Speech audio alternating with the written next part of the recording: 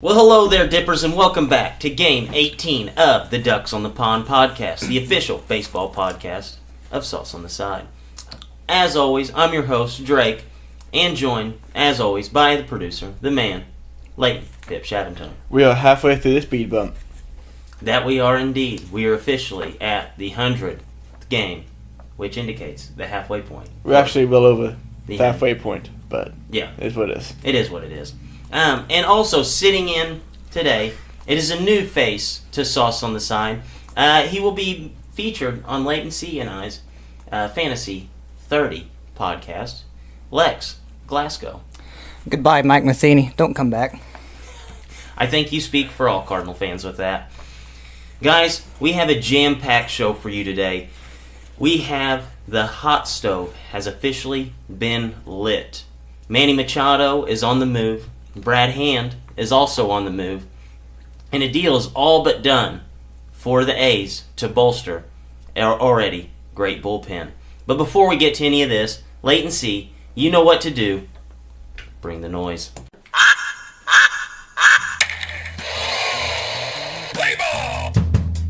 Hey, Ducks on the Pond here, kid. Ducks on the Pond. Let's go now, baby. Drive 'em in. Welcome to Ducks on the Pond. A Sauce on the Side production. Alright guys, so we'll go ahead and hit the headlines for this week. And we'll start off with this week, actually the All-Star game. And prior to the All-Star game was the Home Run Derby. And guys, Bryce Harper put on an absolute show. Did you guys think that this, I know where I stand in this, did you guys think that this was the most exciting Home Run Derby we've seen? Before we dive into that, I'd just say that we definitely nailed the 33 maybe too much in the Home Run Derby. Oh, he yeah. hit 12 home runs, exactly what we thought he was going to do. Yeah, he looked like he was just taking BP out there, like shooting the gap every single at bat. Yeah. But for the most part, yeah, I like the Home Run Derby. Jesus Aguilar sucked. Baez didn't win, cost me a little bit of money there. But yeah, for the most part, I thought it was a good Home Run Derby. Rhys Hoskins came out of nowhere 20 home runs in the first round. Probably got too tired to beat Schwarber the second round, but I liked it a whole lot. Yeah, well, I think he even hit 20 the second round against Schwarber. Did he hit 20? And then Schwarber ended up hitting 21, I believe. Kind of a walk-off right before the extra time.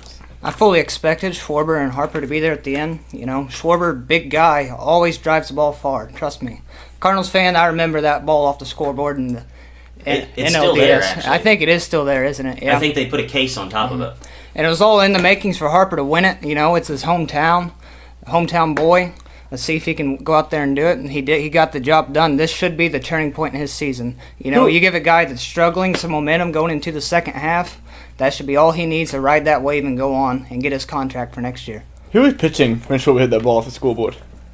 Oh, I can't remember. Because Can't remember who it was. That's who should have been throwing him BP for the Home Run Derby. I think It was Kevin Segrist. Is that probably the most memorable thing of his career? Yeah, Absolutely. it was Segrist. Segrist been hurt all year, and at that point, I remember he had a batting average against him on left-handed hitters over 300, and Mike Matheny put him in there for the lefty-lefty matchup, and Schwarber hit it over the scoreboard. That was awesome. That was one of my favorite moments of being a Cub fan. Guys, this Home Run Derby was like cracking me up. I know we had actually had to record a show that night, so I recorded the Home Run Derby, and whenever I got home, I was watching it. It was hilarious. Like, from the very, very beginning, I knew Bryce Harper was going to win because they kept showing him in the cage. Like, everybody else is out there having fun, like, enjoying themselves.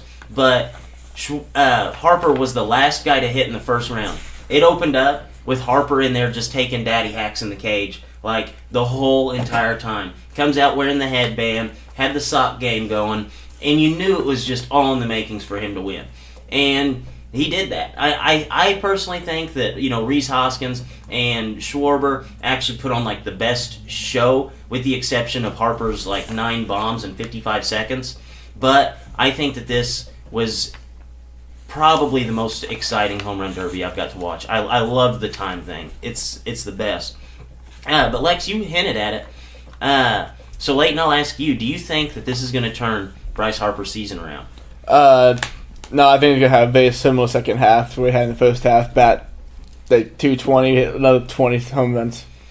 Yeah, I actually think that it is going to turn the season around. And just as a fact of the average. Like, every other one of his numbers are right on pace for what we expect Harper to be. I think he's on pace for 38 to 40 home runs. His on-base percentage is just 20 points lower than his career average. So he's still getting on base at a pretty high level. It's just that he's not seeing pitches to hit, so therefore... He's pressing is what he's doing. He's trying to compensate for what he's not getting, so he's going out there and expanding his zone, trying to chase those pitches, and he just can't do it. Nobody can do that. Joey Votto should call Bryce Harper and say, "Listen, man, just take the walks. Yeah, just Take the walks." Take the walks." He's sitting there, he's looking at his team that, hey, we're not in first place, we're behind in the division. I got to do too much to try to get my team back. Yeah, and this reminds me a lot of, the Barry Bonds era where he was getting all those walks. Mm-hmm. And there was 4 straight seasons where Barry Bonds was getting like 148 walks, 177, and then I think there was even a couple years in there where he'd gotten 200 walks. And, you think a guy's getting on base that much, that's helping his team out. But they only made the postseason 2 of those 4 years where he was on an absolute walk tear. Yeah. And I think Harper's sitting there looking at that like, hey, my odds at 50% are not that great of making the postseason. So, like Lex said, he's out there pressing. He's trying to, find ways to put the ball in play, and it's just not happening for him. So I think this second half, I think he's going to be a little more relaxed. Just go out there, let it ride, have some fun, and I'm excited to watch Harper the second half of the season. I think that last minute of the home run derby is what he needed to get his confidence up and push into the second half of the season. So we talked about some of the trades. Guys, Manny Machado is dealt to the Dodgers for 5 prospects. Top prospect, Yeseniel Diaz, he had 2 home runs in the Futures game. He's an outfield prospect that was on the Dodgers. Now he's an Oriole. Guys, do you like this trade for the Dodgers?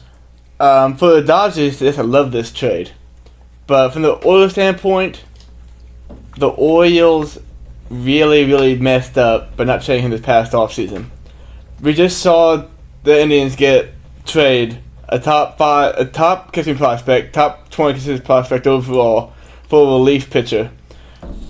And the Orioles couldn't get a top 50 prospect from Manny Machado. Had they traded him last offseason, they could have got, Justin Sheffield from the Yankees, or come in with him right now with a really good top 5 Dodger prospect. Instead, they got one prospect who's going to be okay in the MLB according to scouts, and then a bunch of guys who could be good.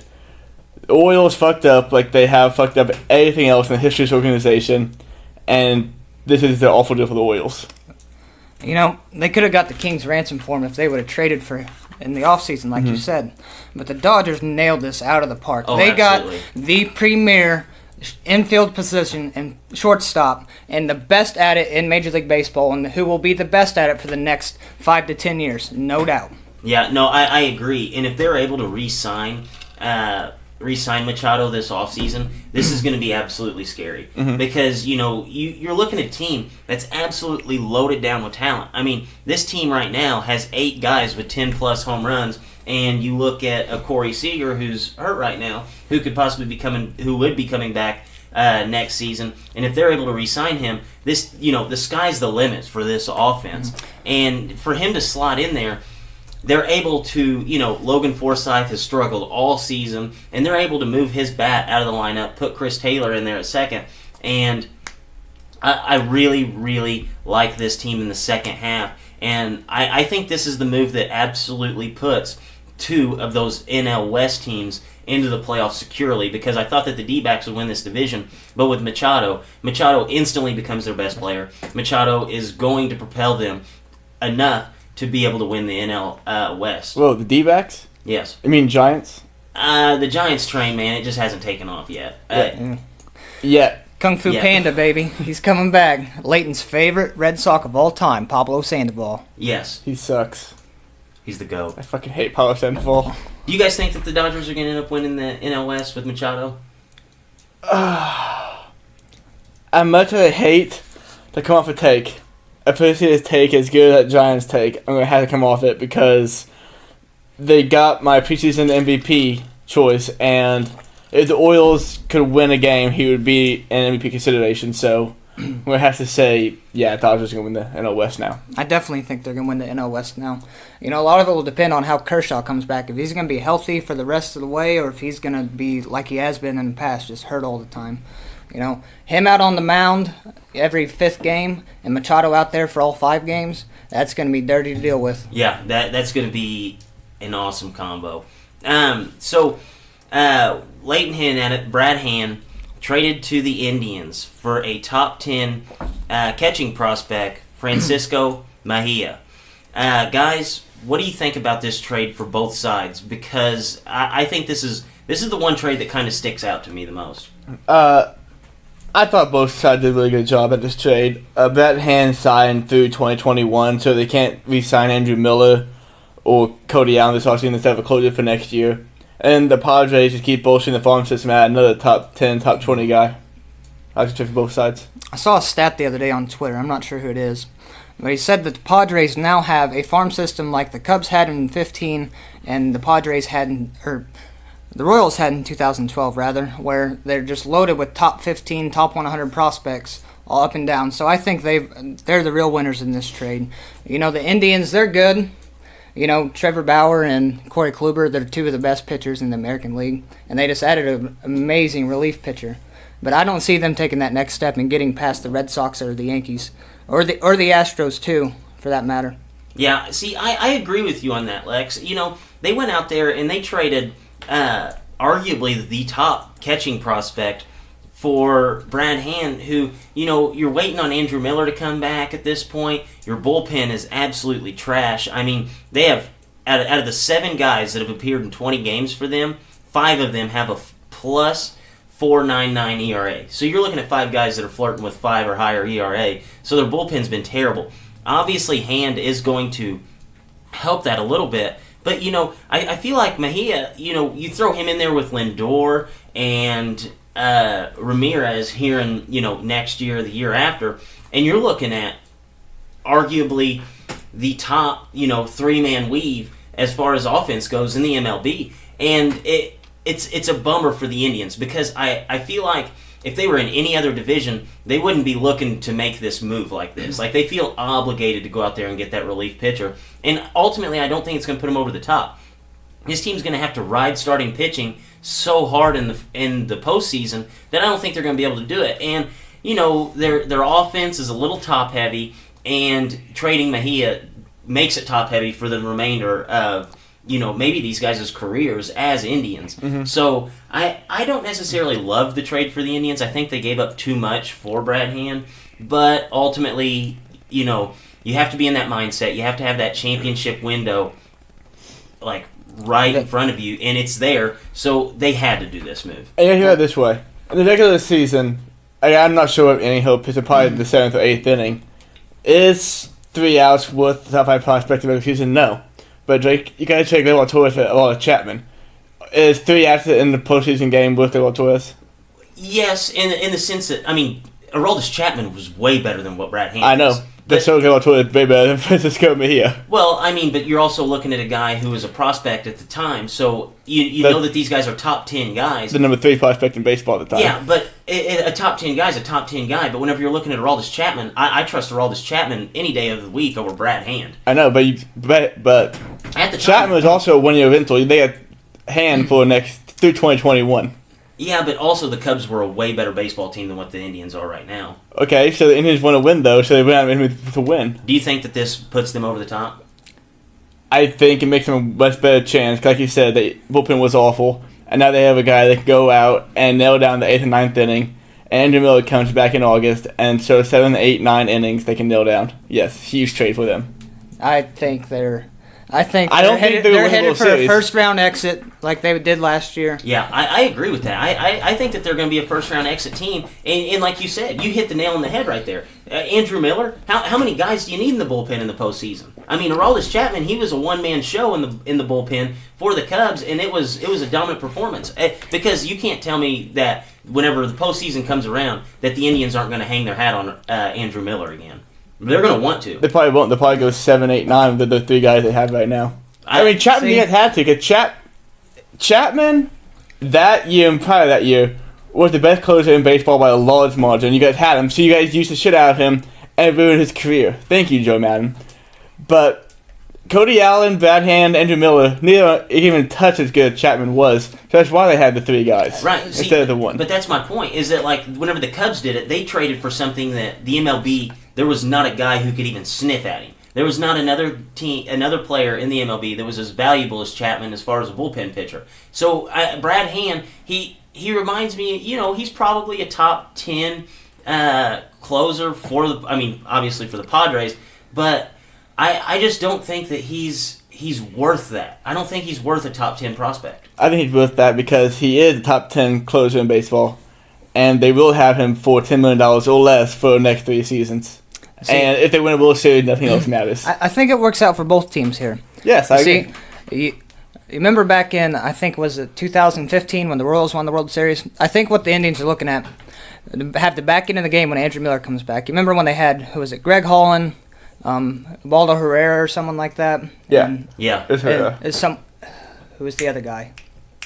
Boggs or something? I can't remember Davis. who it was. Davis. Wade Wade Davis. Davis. It was Wade Davis. They had Wade Davis.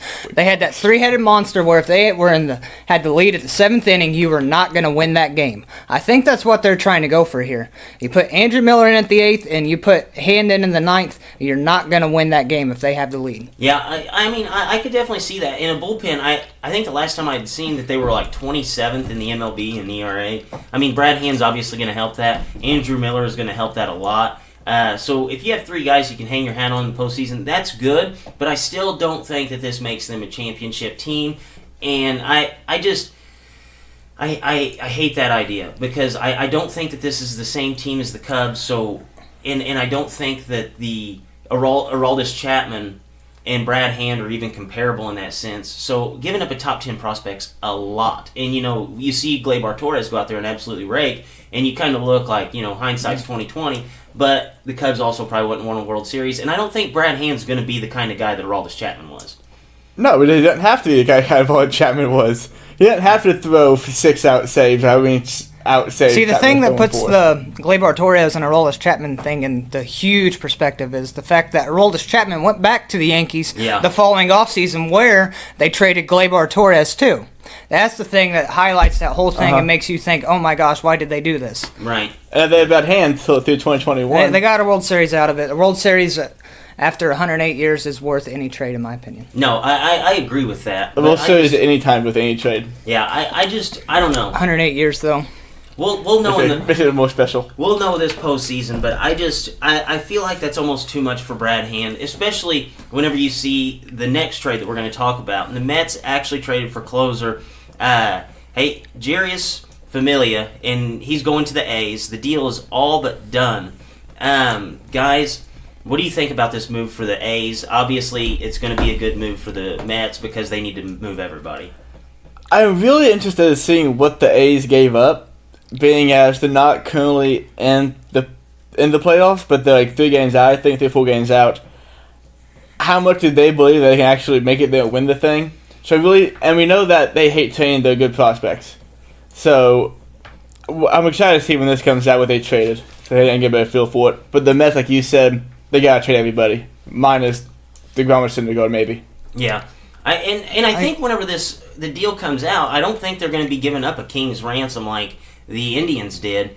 And I think we're going to look at this and be like, you could have got Familia for basically half the price that you gave for Hand, and you wouldn't have had to give up that big time prospect to bolster your bullpen. Because Familia is a guy with a 2.88 ERA and 40 appearances. You stack that with Treinen, who has a .94 ERA and 40 appearances. That's as big as a shutdown in 8-9 as you can find in baseball. So ultimately, they kind of will have the same thing as the Indians are going to have, but it's going to be at a much more reasonable price, because I honestly can't see Billy Beane going out there and trading any of his farm guys.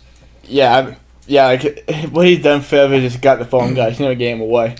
I think the Mets, we'll see them sell in the offseason. I don't think we're going to see them sell right now. They're in New York, so they have a big market there. They got to please the fan base. And if they really want to maximize their potential in those trades with some of their prospects, the offseason is the place to do that. I think here in the second half they could kind of play that spoiler role here. Getting them Cespedes back and Syndergaard. They could really, some teams late in the season trying to make a playoff push. I think they could end their chances if you have to play them late in the season, which can be very scary for a lot of these teams. Well, hell, just look at what they did yesterday against the Yankees. Exactly. With Syndergaard on the mound. That's my point exactly. You put Syndergaard, DeGrom on the mound, and you got Cespedes in the lineup who can always hit a home run no matter where he's at. That's pretty scary for teams to face coming here at the later half of the season. A lot of teams have injuries, and a lot of teams don't have the pitching they had at the beginning of the year to shut them down. So you never know. Yeah, look at the Mets. They were leading the East for the whole first month of the season because they started the season undefeated. What were they like? 8-0, 11-1, something like that. Yeah, after the first 12 games. And then everybody started getting hurt. See, I don't think they need to sell now. I think if they need to gauge the season, if the season ends strong for them, why sell? Right. They're 3 years removed from the World Series. It's not that long ago, and those guys are still fairly young. Yeah, and if they can stay healthy, I'd say at the beginning of the season the Mets can be a scary team, and they proved so against the Yankees. They picked up the win, and Yankees are one of the best teams in baseball.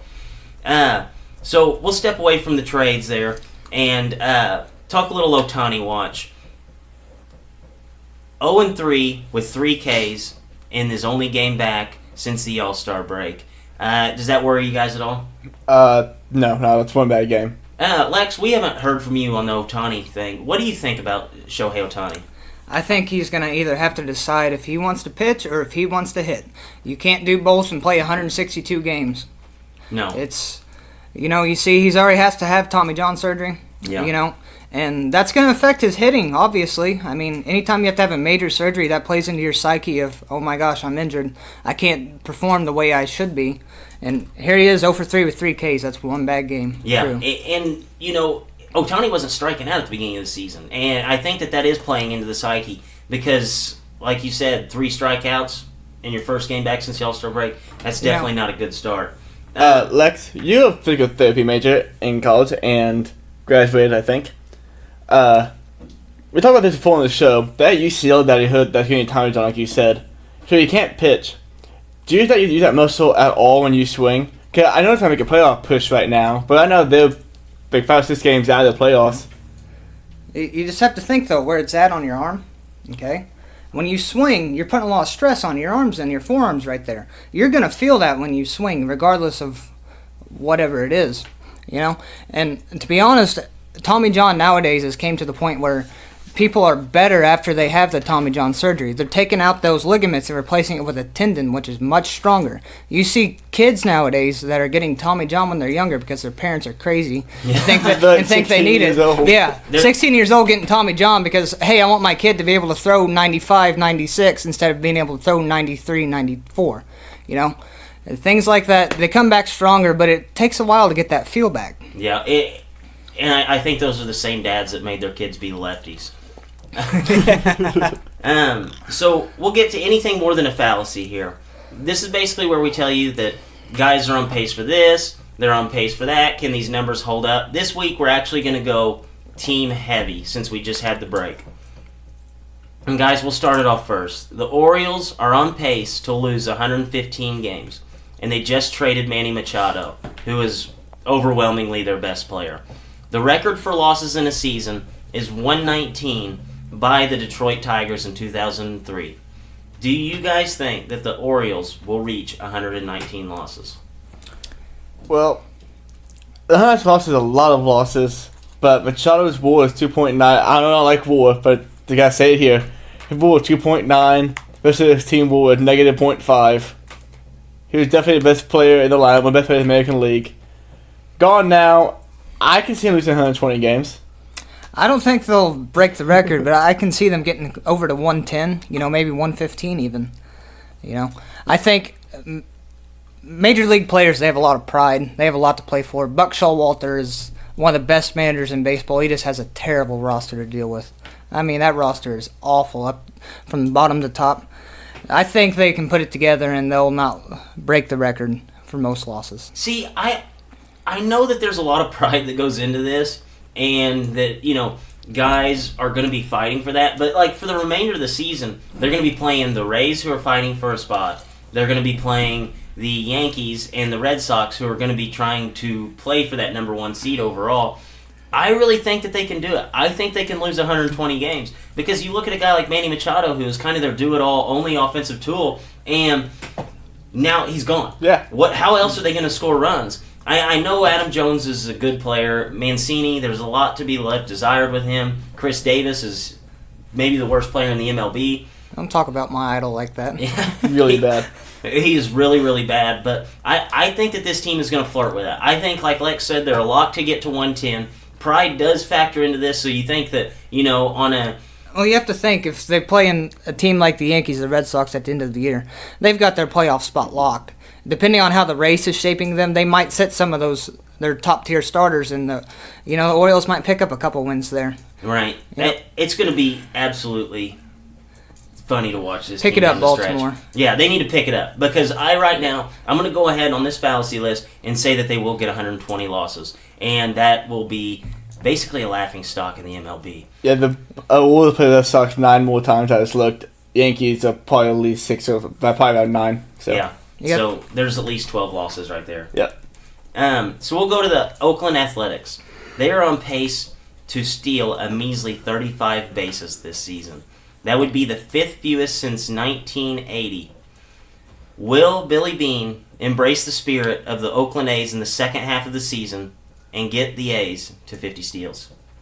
Man, it's tough call. I don't see it happening because the way they've been playing so far with just not stealing, and they're not on the to the playoffs, so I don't think they'd have them manage to change up anything right now for that. So, no. I think they can get to 50. I don't think they'll get much more than that. Yeah, you say get to 50, there's only 16 more steals Yeah, than they're see, on pace for, but I mean... That's a stretch. I feel like 50... okay, so they're on pace for 35 steals. I feel like 35 times in a Major League Baseball season, your team has a runner on base, and there's a wild pitch. Or there's a ball that, bounces off the catcher's, chest plate, bounces away, like, not necessarily wild like he blocks it, but he's still able to advance. I feel like that happens 35 times for an MLB team. So this is either they just they refuse to steal, or they're completely unlucky. I don't think they're going to get to 50 because that is a little bit of a stretch, especially since they're only on pace for 35. What are they at right now? I think it's 21. 21, wow. That's almost unbelievable. Yeah. Yeah, I don't think they're going to get 60, or I don't think they're going to get 29 in the 60 games remaining. Yeah, and if you've ever seen the movie Moneyball, you remember whenever Billy Beane's trying to get everybody inspired about the Moneyball idea, he tells the players he's paying them to get on first, not get thrown out second. Right. Yeah. So if he's keeping that same philosophy, then there's no way in hell they steal 50 bases. Yeah, that's true. Do you guys agree, though? 35 times in an MLB season, your team should have a runner on, and they just, a wild pitch or, something crazy happens. I feel like enough time the ball will go in the dirt with the guy on base, then they can't even attempt at second base. Right. Yeah. That's almost pathetic. But it's pathetic. There's 21 steals right now. That's pretty bad, especially in a day and age where we preach bigger, faster, stronger in every single sport. Pitchers are throwing faster, I get that. Catchers have better pop times than they did back then. But you got to pick up the pace. Give the fans something to cheer for when a guy takes off from first and steals second base. That puts a little energy in the game, changes the momentum of the game. Moneyball starting to get a little bit outdated now. If you kind of look at it, all these teams have guys that can get on base at 315 clips. Close to 400. The MLB is loaded with those guys right now. It's just kind of an outdated way to play. You need to move on from it, Billy Beane. Yeah, I agree with that. So we'll talk about another team, or 3 teams actually, that are on historic paces right now. There are 3 teams on pace for 100 more losses this season. The Orioles, the Royals, and the White Sox. Guys, will any of these teams lose 100 or more games? The Orioles, really talk about that. I think they definitely will. I think the Royals will also lose 100 games. The White Sox will be close to it, but I feel like the young players will keep getting better over the second half of the season, and they won't lose 100 games. The Orioles definitely. Yeah, they're a lock. They're a lock. I didn't know they had 70 losses. Now the Royals White Sox, they play in the same division. Let's see where they play close to the end of the year. What if they play at the last series of the year, and they're both at that 98-99 mark to see you can get to 100 losses? That would be something that baseball could hype up and we could all watch. You're talking about pride in players. Yes, pride in players. Right here. Here we go. Who will be the first to lose 100 games between the Royals and the White Sox? Yeah. As far as this stands, it looks like the Orioles and the Royals both would have to play because the Orioles and the Royals both have 28 wins. The Orioles have 70 losses. The Royals have 68. So I feel like both those teams are locks to lose 100 games. Basically, those teams are going to have to play 500 baseball for the remainder of the season to not lose 100 games. So I think both those teams are absolute locks. I think that both the Royals and the Orioles, we should be questioning whether or not they're going to lose 110 games. Not just 100, because I think that they're going to be locked in. The White Sox, like you mentioned, though, they're a young team. They're going to continue to get better throughout the remainder of the season. I think it's going to be a little harder for them to lose 100 games. I think they'll be more at that 95 mark. But I would be surprised if the White Sox end up losing 100. But I think you can go ahead and lock in the Orioles and the Royals. I just looked at the White Sox last 3 series. They play the Cubs, then they play the Indians, and they play the Twins. 3 teams that could be fighting for a spot there close to the end. So they might reach that point. They could flirt with it, but I don't know. As this team progresses through the season, they'll continue to get better. But I think the Royals and the Orioles are at a deadlock. They're fighting to see who loses the most games this season. They need Mark Burley and Ozzie Guillen back. Oh, yeah. Ozzie Guillen, he was a treat. So we'll go to if the season ended right now. And right now we have the AL East, the leaders are the Red Sox. The AL Central are the Indians. The AL West are the Astros. And your AL wildcard teams are the Yankees and Mariners. Guys, what's going to hold up here for the remainder of the season? I think that's going to be the playoffs. Well, I think we'll see the A's jump in there maybe once or twice before the season ends, but those will be the 5 teams. I think the American League is set. It is set, and it's not going to change the way it sits today. You look at the National League, there's more than a few teams that can get in, but the American League, by far, we know who's getting in after this first half. Those teams, the Red Sox, the Yankees, the Indians, and the Astros, they're so far ahead of everybody else, it's not even funny right now. Yeah, I agree. Did you see that the Red Sox have a 5.5 game lead over the Yankees? I do. So we're a half game away from my prediction on that. Good job, Mets. So, Lane, I'm going to ask you a question here, and I want you to be completely honest with me, okay? Okay. I'm going to give you a real fast answer, so you ready? If you're the Red Sox, because I think this is set, I think this is what we're going to have in the postseason, would you want to win the division? Yes. You would? Yes. Why? Because... Okay, wait, Sam. No, not win the division. Would you rather the Astros get the 1 seed and you guys get the 2 seed in the postseason? Yes. You would? Yes.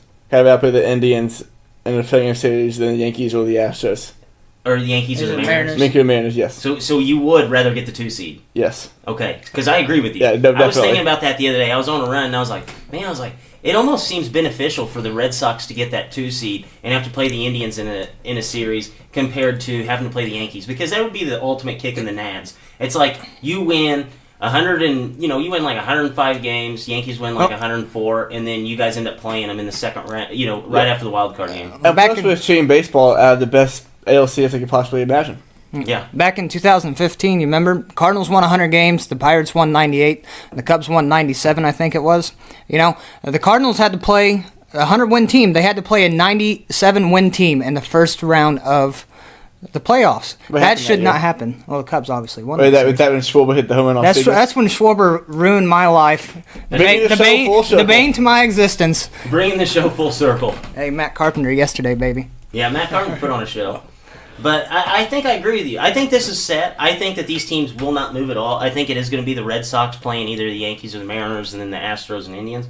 But I agree with you. I think if I were a Red Sox fan, I would rather want the 2 seed in the playoffs. Yeah. They need to move to a seeding format instead of doing it by the division winners, I think. I think it'd make things way more interesting. Remember when the NL West was so bad for all those years, kind of like the NFC South in football, when a bad team was going to get in the playoffs and they were going to get a bunch of home games against a better team. That should not happen. I agree. I think that those things should never happen in sports because it ultimately ruins the product, in the postseason. And you say that, Lex? Sorry, we move on to the NL. If we did it that way, the Indians would be out of the playoffs right now. It would be Boston, Houston, New York, Seattle, Oakland. See, and couldn't be out. Oakland actually has a better record than the Indians? They have 2 more. They played 2 more games. They have 2 more wins. Wow. See, I think I think that's how things should be done. You know, you want the best teams in there, regardless of division. You know where they play, who they play. You want the best teams in the playoffs. You know, that's the good thing about football. That's the good thing about basketball now. You know, the top 8 teams from each conference get in. You gotta move. We're looking for ways to make baseball a more watched sport. You know, that's one way they could do it. You know, make the playoffs more exciting by putting the best teams with a seeding format instead of a division format. No, I agree with you 100%. I actually like that a lot, and I would appreciate it if they actually did that. And bring the DH to the National League, please. Oh, I don't know about that. I love the pitchers hitting. No, it's always fun no, watching John no. Lester go up there and take daddy hacks. We'll argue that. I'm with Lex. We'll argue that next week. So the NL, this is probably this is probably the side that it will actually benefit the most from an actual seeding, and that is the NL East. You have the leaders, the Phillies. NL Central, you have the Cubs. NL West, you have the Dodgers, and your wild card teams are the Brewers and Braves. Guys, what's going to hold up? What's going to fall here? I think the Brewers might actually fall from this. You know, they're notorious for having second half collapses, and if you look at going into the All-Star break, they had over the last 10, I think they were like 4-6, something like that. They were on a steady decline. I think that the Brewers fall. I think the Nationals will overtake one of those spots, in my opinion. I think Bryce Harper is going to turn around like we talked about earlier, and I think they'll push their way in for a wild card slot. And I think we might potentially see 2 NL West teams with the Diamondbacks and the Nationals in the wild card, and the Brewers falling out and the Braves falling out. But the rest is set. The Cubs are getting in. The Phillies are. I think they can maintain it. I mean, Aaron Nola. He's been a man on fire. You know, a season out of nowhere, 2.3 ERA, and him and Arrieta. I've said this all along. The Cubs should have signed him. He's a big game pitcher. You don't get big game pitchers very often. He's going to be scary in the postseason. Yes, I know that. Yeah. I gotta come off the Giants take. I think this is gonna be the playoff. You can see the Giants making that last wild card, but they're only gonna beat the Dodgers for the division. It's not gonna happen at Machado, so I think this would be the 5 teams probably. See, I just see that second half collapse from the Brewers. I mean, I've been in their division for too long to expect them to ride this out. They were on a 6-game skid before the All-Star break, and I think that's going to continue in the second half. You had guys playing out of their mind that, you know, they're good players, but they're not as good as what they were playing. You know, like Aguilar, Yelich. Like, guys were playing above and beyond what they are. So I think that the Brewers are going to fall out, especially if they don't acquire any pitching at the deadline. I think that the Phillies will be in, whether or not them or the Braves win the division. I think I'm back and forth on that. I still, you know, if I expect that big second half out of Harper like I do, I think I have to say that they're still in contention there. But I do think that the D-backs are going to sneak in there in a wild card. I think the Dodgers are going to kind of what we talked about last week. One of these teams from the NL East are going to put their foot on the gas and kind of never look back, and I think that's going to be the Dodgers out of that division. I think the Cubs are going to win the division. But I think that the D-backs are going to overcome the Brewers and ultimately get that last wild card spot. And I'm looking forward to this. I think the NL wild card race is going to be one of the funnest wild card races we have seen in quite some time because so many teams are still in contention. I think I looked last week. There were 4 teams that really you couldn't see making the postseason. I think every other team was within 5.5 games of the wild card spot. So this is going to be fun watching. You know, if Harper comes back strong, you look at it, you've got a former MVP in him, and you got the best pitcher in the National League over there, too, with Max Scherzer. You know, them two together, they could bring it. They could push the Braves out of that spot, and they're only 6.5 back of the Phillies right now. You know, they're not really, it's not like they're too far behind. You know, they're one series from being right there back at the top. Right. I think that'll happen. I honestly do. Yeah, that'll be fun to watch. I'm just excited about this NL wild card race. So a little views from the cheap seats here, guys. We're going to talk about what we're excited for in this next coming week for baseball. Latency, we'll start off with yours first. What is your view from the cheap seat? You talked about earlier how the Red Sox have a 5.5 game lead. I can see that get to about 7.5, 8.5 by the end of next week. That'd be real cool. It'll be over by then. Manny Machado's growth out there in LA. I want to see how he embraces the LA atmosphere. What it's like to live in LA. Can he handle it or can he not? Got on looked base like- 4 times last night. He Yeah, did. that was a good That's start. it's a good start, but it's one game. Yeah, that was more of like a vacation. It's more like you know? yeah. He actually hasn't been in the LA Yeah, spotlight, yeah. so we'll see how he responds after about a week in the system. I Yeah. actually like that a lot. My view, I am ready. The hot stove has been lit. I think there's going to be a lot more guys moved. We're going to have a lot of discussion next week on players being moved to potential contenders, and I'm wanting to see what teams are going to be buying, what teams are going to be selling, and most importantly, I'm going to be looking at the Brewers. Are the Brewers going to go out there and get some starting pitching? You know, the bullpen's good. You have Nabel, you have Hader in the back half of the bullpen. So this team can be a lockdown team, but you have to have a lead. You have to have your starting pitchers go out there. I want to see if the Brewers actually, put all the chips out in the middle of the table and decide, hey, we're going to go out and acquire some starting pitching. And this will probably be the most active trade deadline that we've seen in years, because we have these teams at the top that are so top heavy. They're going to be just keep trying to buy and buy more to keep pace with everybody else and get ahead. Right. Basically, it's an arms race right now. It's in the MLB. it's an arms race to see who can get there the quickest, basically. Yeah, and I'm excited for that. Guys, anything else before we wrap this show up? Nope. In case if you can say this show, but I told you on Spotify now. We'll be off SoundCloud September 13th, so make a move to Spotify now. Goodbye, Mike Matheny. Don't come back. And Lex brings the show full circle twice. And guys, for Drake, for Lex, for Leighton, as always, Dippers, stay saucy.